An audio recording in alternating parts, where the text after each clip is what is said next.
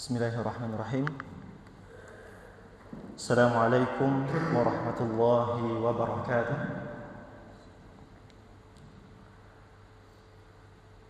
Innal hamdalillah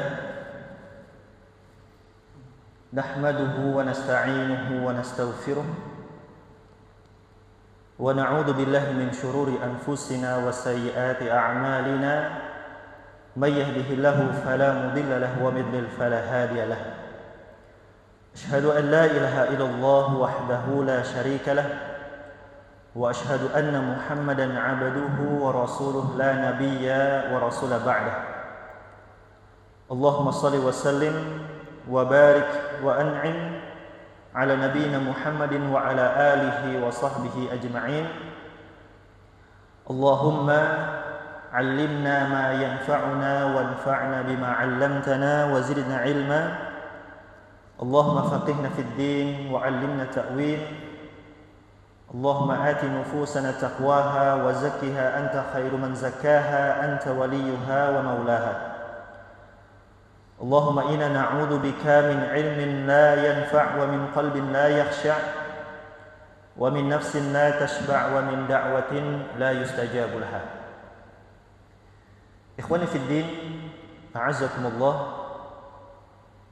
Alhamdulillah, kita bersyukur kepada Allah Subhanahu wa taala atas segala limpahan nikmat yang Allah Subhanahu wa taala berikan kepada kita sehingga kita bisa beribadah kepada Allah Subhanahu wa taala, mendekatkan diri kita kepada Allah, melakukan ketaatan kepada Allah, dan kita memohon kepada Allah Subhanahu wa taala dengan nama-namanya yang indah dan sifat-sifatnya yang mulia. Semoga Allah Subhanahu wa taala senantiasa menerima amal saleh kita, kebaikan kita, ketaatan kita, dan amal ibadah kita. Dan semoga semua itu menjadi pemberat timbangan amal kebaikan kita kelak pada hari kiamat. Salawat serta salam senantiasa tercurah kepada baginda Nabi besar Muhammad sallallahu alaihi wasallam, kepada keluarganya, para sahabatnya, dan orang-orang yang setia mengikuti petunjuknya hingga hari kiamat kelak.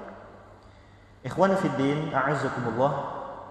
Alhamdulillah, pada malam hari ini kita bisa melanjutkan kembali pembahasan kita tentang dosa-dosa besar, yang mana pembahasan ini kita ambil dari kitab Al-Kabair karya Al-Imam Al-Zahabi rahimahullahu ta'ala.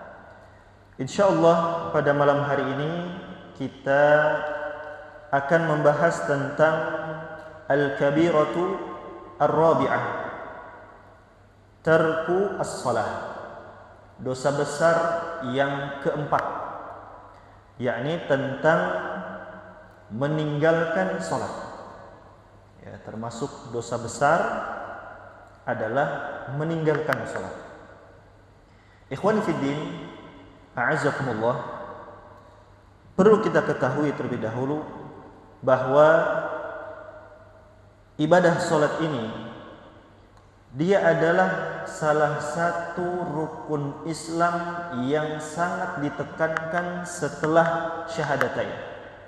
Setelah seseorang bersaksi bahwasanya tidak ada Tuhan yang berhak disembah kecuali Allah Subhanahu wa taala, kemudian dia bersaksi bahwa Muhammad adalah utusan Allah dan hamba Allah yang kita wajib patuh, tunduk, taat kepadanya, dan melakukan ibadah harus sesuai dengan apa yang beliau syariatkan. Kemudian rukun Islam yang kedua adalah salat. Setelah syahadatain, seorang bersyahadat, kemudian ibadah yang diperintahkan setelah itu adalah salat. Dan ini menunjukkan rukun Islam yang kedua, yakni salat ini, dia adalah ibadah yang sangat ditekankan, atau rukun Islam yang sangat ditekankan setelah seseorang bersyahadat. Dan di dalam salat itu dia terkandung banyak sekali ibadah-ibadah. Banyak sekali ketaatan-ketaatan yang terkumpul di dalamnya. Bahkan ibadah yang terkumpul di dalam salat itu dia menjadi semakin mulia. Ketika ibadah ya, yang itu bisa dilakukan di luar salat dan bisa dilakukan di dalam salat. Ketika dilakukan di dalam salat, maka ibadah tersebut akan menjadi semakin mulia. Apa saja ibadah yang ada di dalam salat? Seperti halnya membaca Al-Quran. Kalau di luar salat kita membaca Al-Quran, ini termasuk ibadah yang mulia. Dan dia akan menjadi lebih mulia ketika kita membaca Al-Quran tersebut di dalam salat kita. Di dalam salat terdapat zikrullah, mengingat Allah. Ketika zikrullah ini dilakukan di dalam salat, ya, maka zikrullah itu akan semakin mulia. Ya, dia ibadah-ibadah yang mulia. Ketika masuk di dalam ibadah salat, dia menjadi semakin mulia. Ada zikrullah, kemudian ada membaca Al-Quran di dalamnya, wa qiyamu baina yadayillah, wa ruku' was sujud wa du'a wa tasbih wa takbir. Ada di dalamnya itu kita berdiri di hadapan Allah, ya. Kemudian kita ruku', kita sujud, kita berdoa di dalamnya, kita bertasbih, kita bertakbir di dalamnya. Dan salat ini hiya ra'su al-ibadati al-badaniyah. Dia adalah puncaknya ibadah badan. Dari sekian banyaknya ibadah badan, yang terbaik, ya, yang paling mulia itu adalah salat. Puasa, zakat, haji dan umrah, dan ibadah-ibadah badan yang lainnya dibandingkan dengan ibadah salat tidak ada tandingannya. Ya, karena puncaknya ibadah badan itu terletak pada ibadah salat.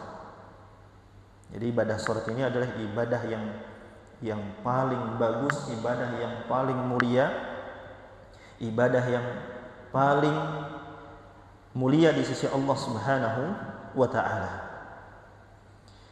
Dan Allah Subhanahu wa ta'ala mewajibkan ibadah salat ini berbeda dengan ibadah-ibadah yang lain. Kalau ibadah lain, ya, disyariatkan itu terkadang adanya kejadian-kejadian, ya, kadang bisa berkaitan dengan kejadian. Berbeda dengan salat. Salat Allah Subhanahu wa ta'ala mewajibkan ketika Nabi SAW Allah perintahkan untuk Mi'raj. Mi'raj itu artinya naik ke langit. Ketika Nabi SAW naik ke langit, nah di sana Allah Subhanahu wa ta'ala mewajibkan salat 5 waktu. Ya, walaupun di sana nanti ada dalam hadis itu disebutkan jumlahnya, ya, ada tawar-menawar sampai akhirnya yang diwajibkan untuk kita hanya 5 waktu saja. Ya, hanya 5 waktu saja. Dan ini wajib kita jaga. Kita berusaha untuk menjaga salat 5 waktu ini. Berbeda dengan syariat-syariat yang lain, ya. Berbeda dengan syariat-syariat yang lain yang itu diwajibkan tidak di langit. Ya. Ibadah salat diwajibkannya ketika Nabi SAW Mi'raj, naik ke langit, ya. Langsung diwajibkan dari Allah Subhanahu wa ta'ala, tidak melalui malaikat Jibril, ya. Berbeda dengan syariat-syariat yang lain itu melalui malaikat Jibril, ya.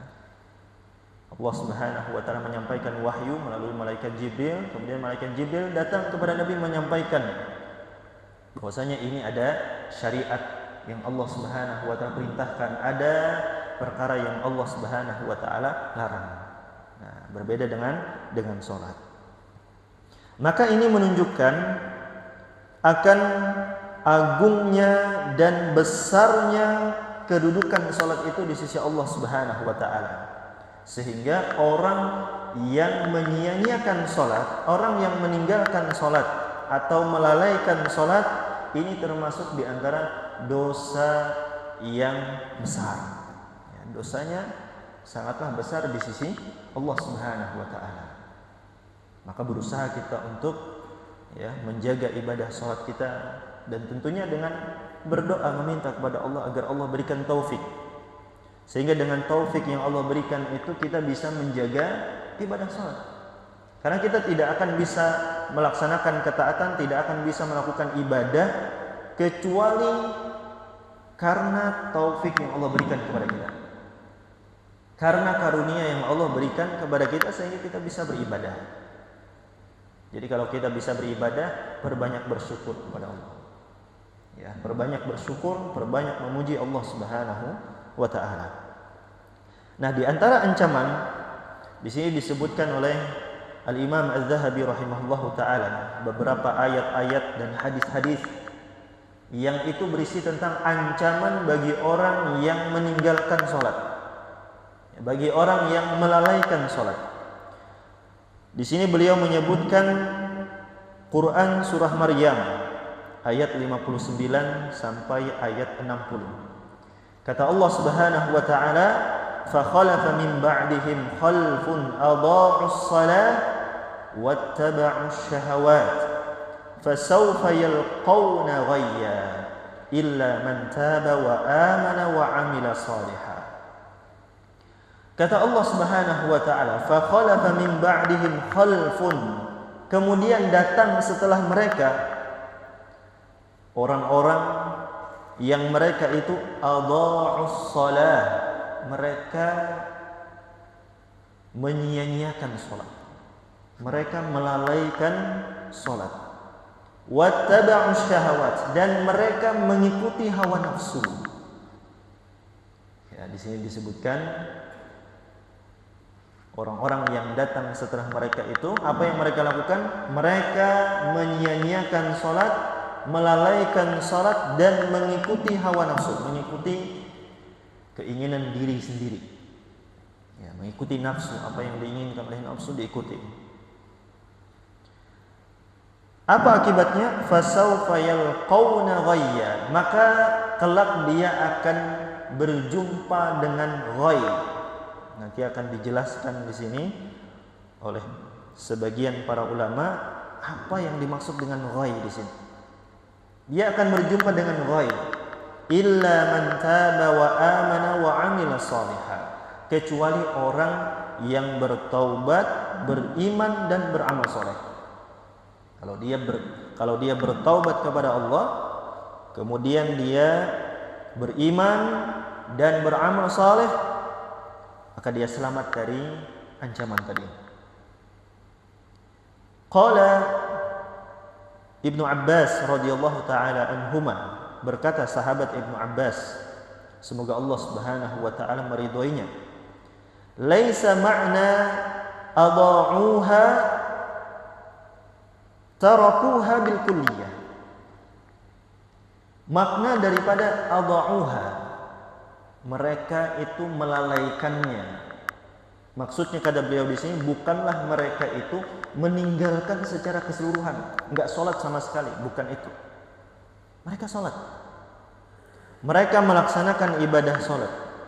Walakin akharuha an awqatiha. Mereka itu mengakhirkan waktunya. Ya.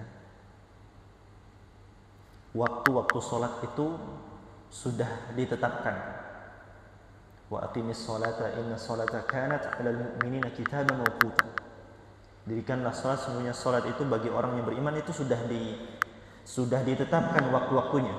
Allah sudah tetapkan waktunya, waktu salat subuh kapan, salat zuhur, asar, maghrib, isya, itu semuanya sudah ditetapkan di dalam hadis, dijelaskan. Maka kita harus perhatian dengan waktu-waktu tersebut. Mereka di sini menyia-nyiakan salat bukan berarti mereka meninggalkan keseluruhan. Artinya bukan berarti mereka tidak salat. Mereka salat, tapi mereka mengakhirkan waktunya. Mereka akhirkan waktunya. Di sini dijelaskan oleh seorang tabi'in Imam Tabi'in, imamnya para tabi'in, yakni Sa'id bin Al-Musayyab rahimahullahu taala.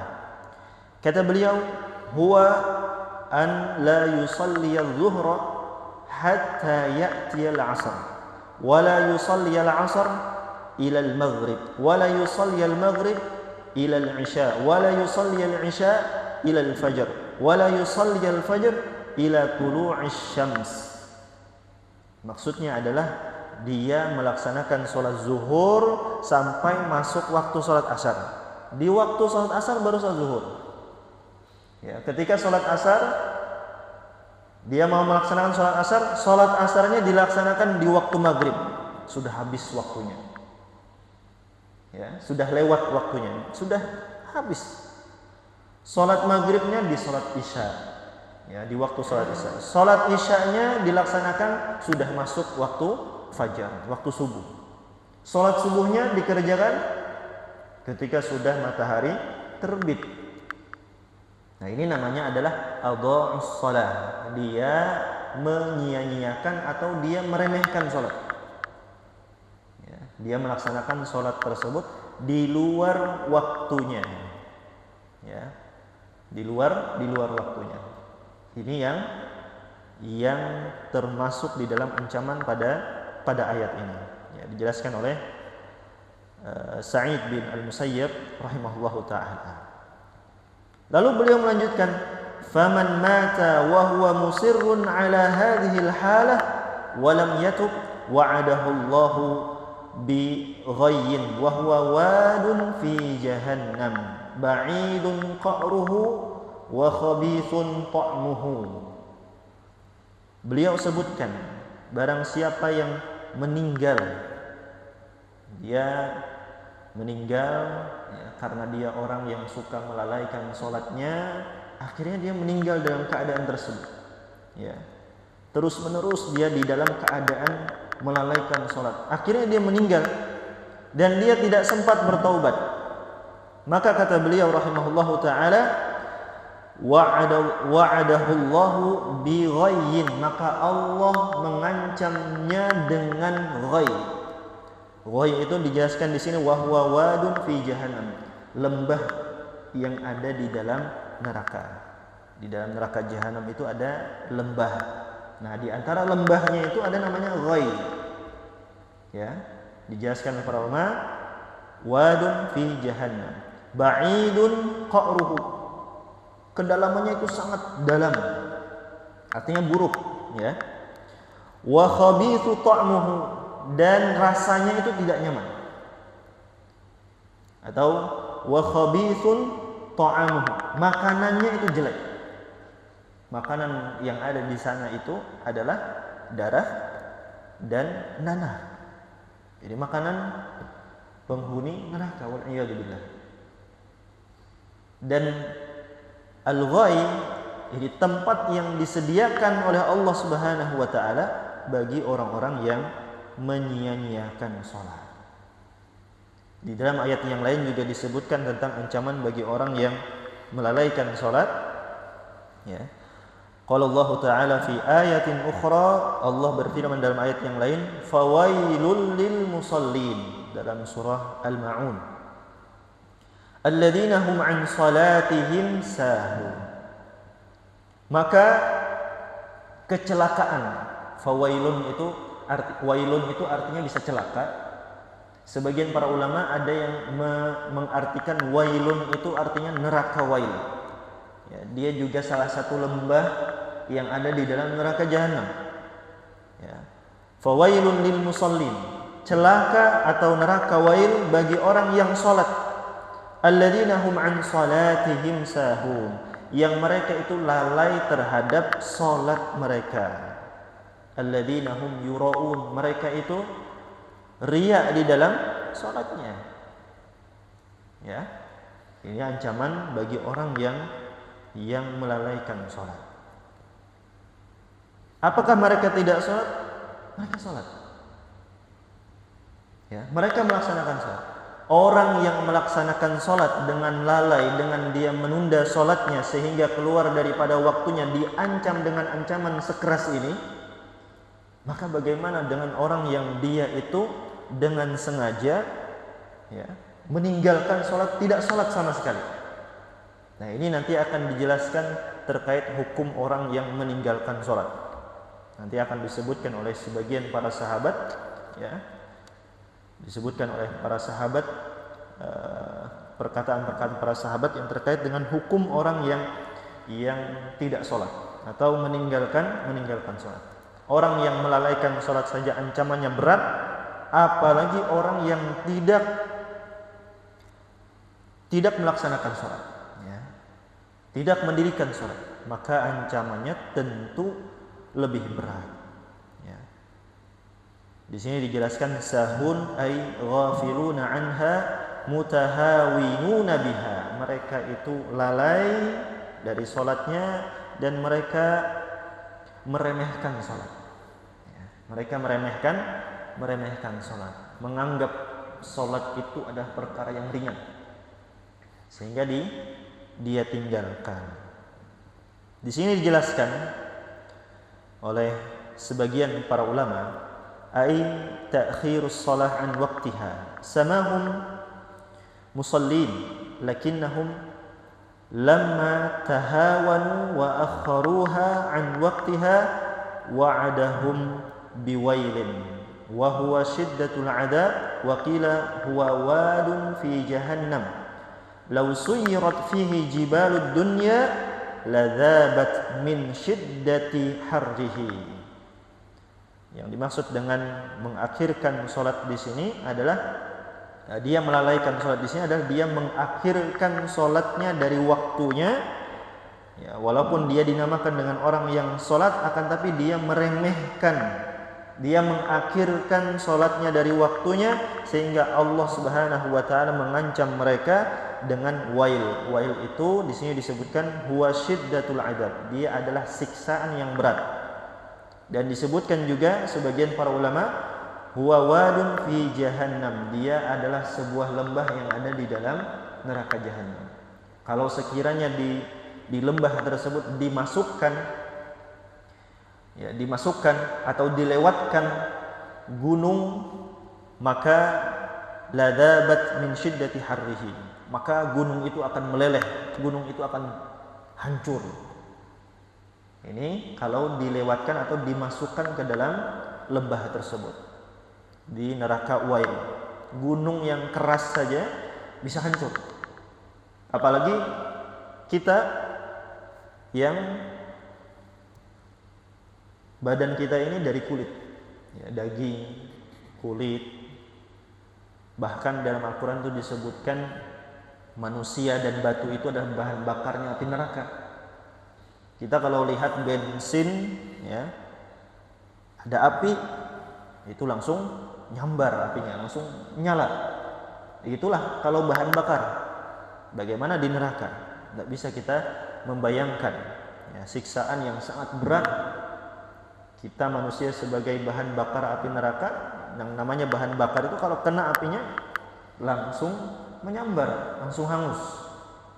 Ya, maka kita harus senantiasa berhati-hati, senantiasa perhatian dengan ibadah sholat ini. Karena ibadah sholat ini adalah ibadah yang sangat agung, sehingga orang yang menyia-nyiakan ibadah sholat ini pun, ya, ancamannya sangatlah besar.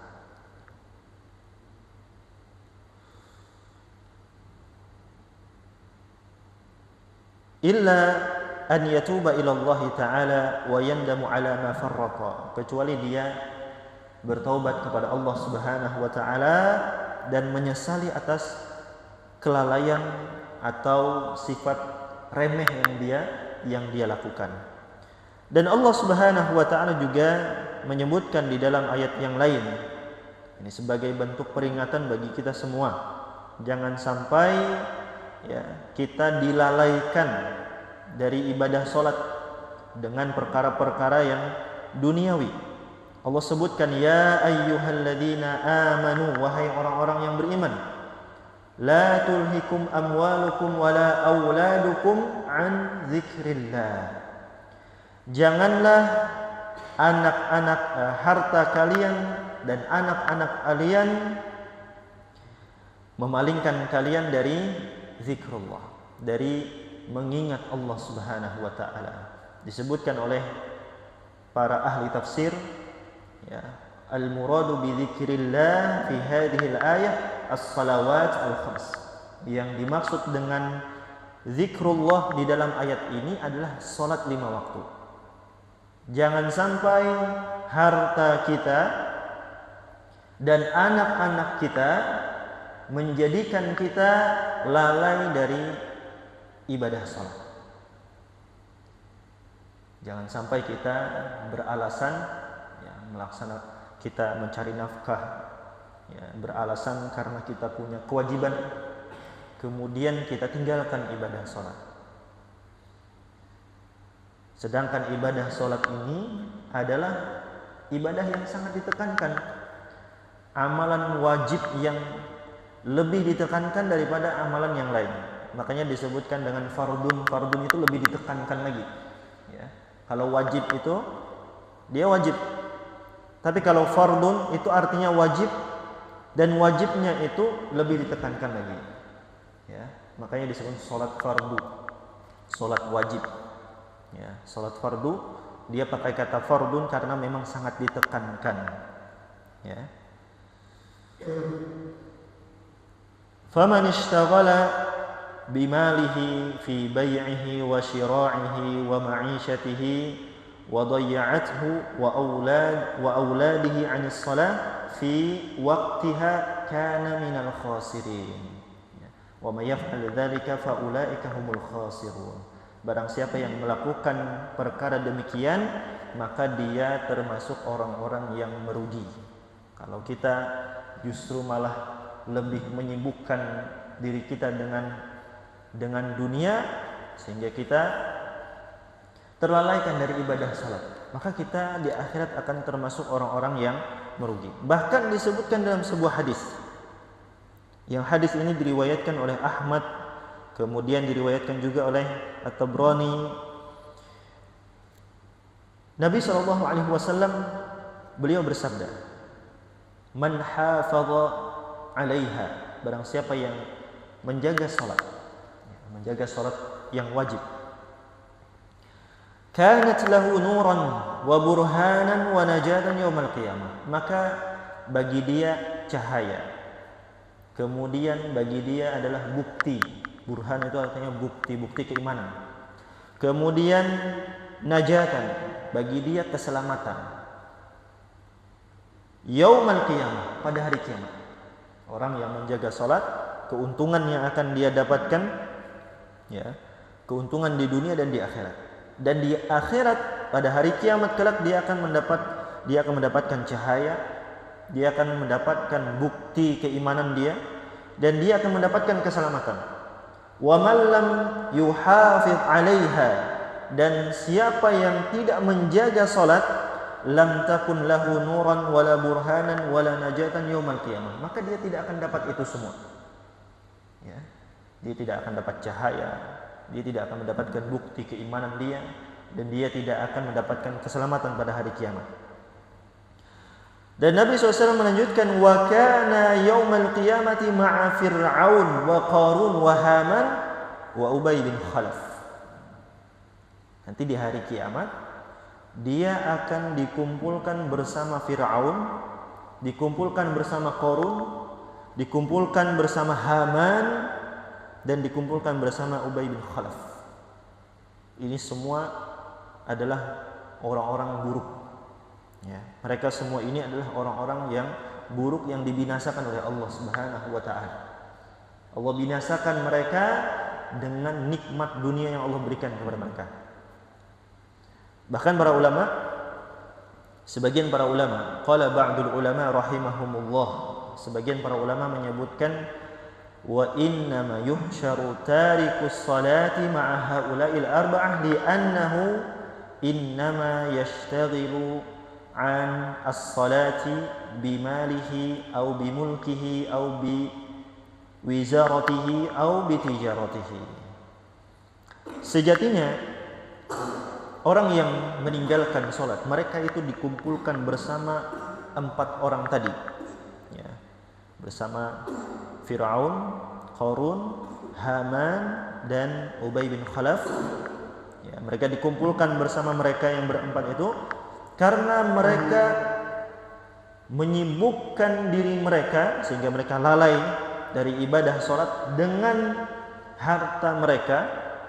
Mereka lalai dengan kekuasaan mereka, dengan jabatan mereka, dan dengan dagangan mereka, ya, dengan bisnis mereka, sehingga mereka dikumpulkan ya, bersama orang yang meninggalkan sholat ini dikumpulkan bersama 4 orang tadi. Fa in ishtaghala bimalihi husyira ma'a Qarun. Orang yang menyibukkan dirinya dengan hartanya sehingga dia lalai dari ibadah sholat, maka dia akan dikumpulkan bersama Qarun. Dan Qarun itu dia dibinasakan oleh Allah Subhanahu wa taala. Sebabnya karena harta yang dia miliki. Dia tidak bersyukur atas harta yang Allah berikan, dia kufur nikmat sehingga Allah Subhanahu wa taala binasakan dia bersamaan dengan hartanya, ditenggelamkan di dalam perut bumi. Ya. Jadi kalau orang ada yang dia melalaikan sholatnya dengan alasan sibuk mencari harta, mengumpulkan harta, maka dia akan dikumpulkan bersama Qarun. Ya, dia akan dikumpulkan bersama Qarun. Wa in ishtaghala bimulkihi husyira ma'a Fir'aun. Kalau dia menyibukkan dirinya dengan kekuasaan, ada orang yang Allah berikan kenikmatan berupa kekuasaan, kemudian dia sibuk dengan kekuasaan tersebut sampai akhirnya dia melalaikan sholat, maka kalau dia meninggal dunia dan tidak bertobat, ia akan dikumpulkan bersama Fir'aun. Allah binasakan Fir'aun dengan kekuasaan yang dia miliki. Wa in ishtaghala biwizaratihi husyira ma'a Haman. Orang yang dia menyibukkan dirinya dengan jabatan, dia diberikan amanah jabatan, akhirnya dia sibuk menjalankan jabatannya tersebut, ya. Dia tinggalkan sholat, dia lalai dari ibadah sholat dengan alasannya saya punya tanggung jawab amanah yang harus saya jaga. Padahal sholat itu lebih besar perintahnya dibandingkan perkara itu. Dia sibuk dengan perkara tersebut, dia lalai dari ibadah sholat, maka dia akan dikumpulkan bersama Haman.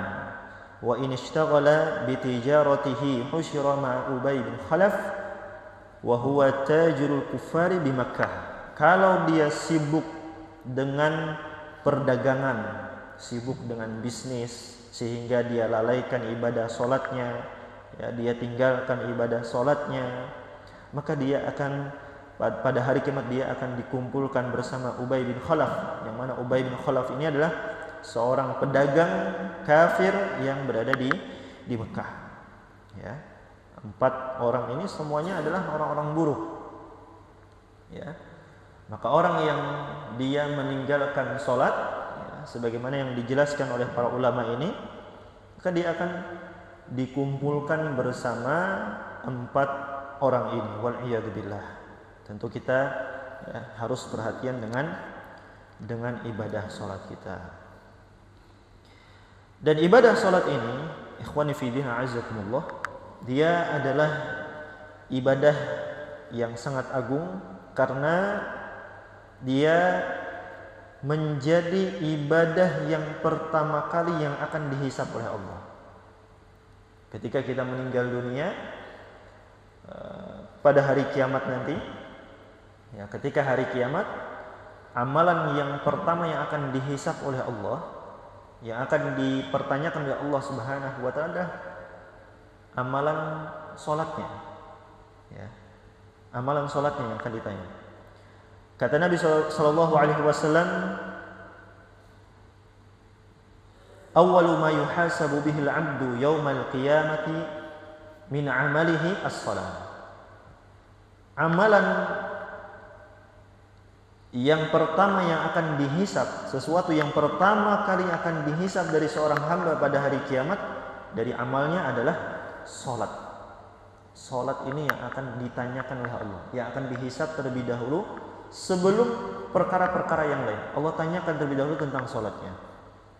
Sehingga kata Nabi SAW, fa in saluhat faqad aflaha wa anjaha. Kalau salatnya itu bagus, salatnya itu baik, maka dia akan beruntung dan dia akan selamat. Ya, maka dia akan sukses.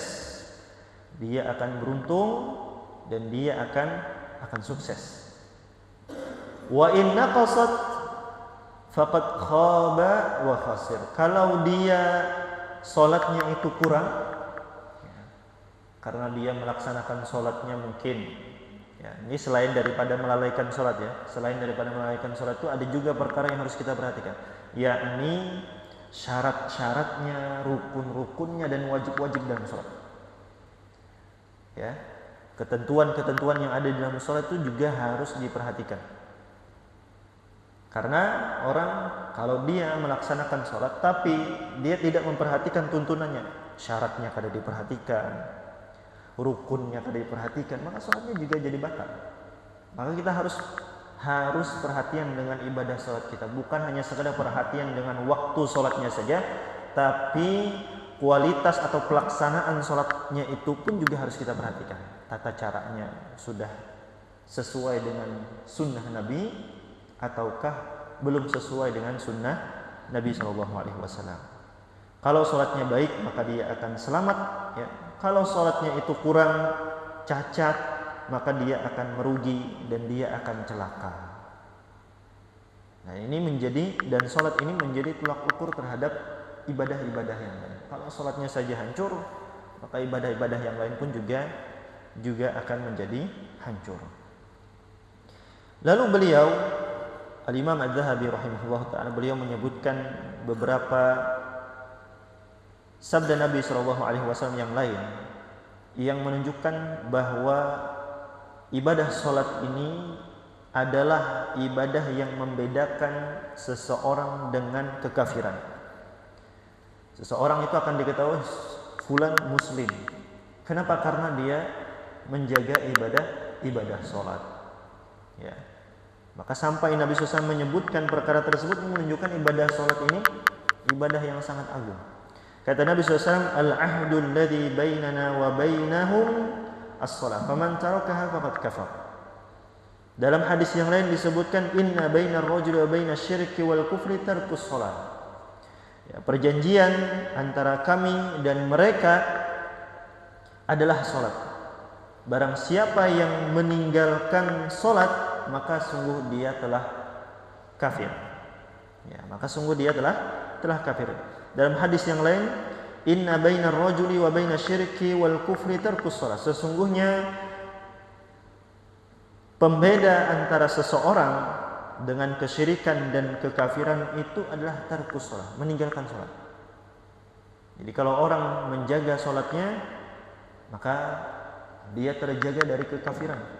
Tapi kalau dia meninggalkan sholatnya, maka ini ada sesuatu, ada kekhawatiran bagi dia. Bisa jadi dia, ya, terjerumus di dalam kekafiran. Ya. Bahkan di dalam sunan bahwasanya Nabi SAW bersabda, man tarakas salata muta'ammidan faqad bari'at minhu zimmatullah. Barang siapa yang meninggalkan salat dengan sengaja, maka sungguh Allah Subhanahu wa taala berlepas dari jaminan keselamatan. Allah tidak bisa menjamin keselamatan bagi orang itu kalau dia meninggalkan salat dengan sengaja. Keselamatan yang Allah Subhanahu wa taala jaminkan ini keselamatan di dunia dan di akhirat. Orang yang meninggalkan salat dia akan terlepas dari jaminan Allah Subhanahu wa taala, yakni jaminan keselamatan ini. Nah, terkait dengan hukum orang yang meninggalkan salat, ada beberapa perkataan para sahabat, para ulama terdahulu. Waqala Abdullah bin Syaqiq, berkata Abdullah bin Syaqiq at-tabi'i, beliau ini adalah seorang tabi'in, kana ashabu Rasulillah sallallahu alaihi wasallam la yarawna syai'an min al-a'mali tarakahu kufran ghaira as-salat. Dulu para sahabat itu, ya sahabat Nabi Shallallahu Alaihi Wasallam radhiyallahu taala anhu, mereka itu tidak menjumpai sesuatu dari amalan-amalan yang apabila ditinggalkan itu bisa menjadikan kufur kecuali ibadah sholat. Ya, dari sekian banyaknya amalan-amalan yang bisa menjadikan kekufuran, yang bisa menjadikan seseorang itu kafir adalah meninggalkan sholat. Ya. Bahkan ketika Ali bin Abi Thalib ditanya animra'atin la tusalli, tentang perempuan yang tidak sholat, kata Ali bin Abi Thalib, man lam yusalli fahuwa kafir, barang siapa yang tidak sholat maka dia kafir.